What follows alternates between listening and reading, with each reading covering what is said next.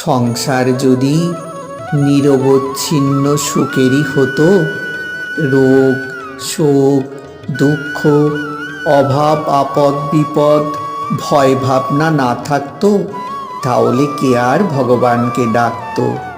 এসব তিনি দিয়েছেন আমাদের শিক্ষার জন্যে, পরীক্ষার জন্যে, যাতে লোকে তাকে ভুলে না থাকে, নিরুপায় হয়ে যাতে তার শরণাপন্ন হয়। তাই সুখে দুঃখে সব অবস্থাতেই তাকে আঁকড়ে ধরে থাকবে, তাকেই তোমার সর্বস্ব জেনে প্রাণ ভরে ভালোবাসবে। তিনিই তোমার একমাত্র গতি, সহায় ও সম্বল জানবে। তাহলে দেখবে দুঃখ শোক যত কিছু অমঙ্গল সব পালিয়ে যাবে, কিছুতেই মনকে বিচলিত করতে পারবে না, প্রাণ আনন্দে ভরে থাকবে।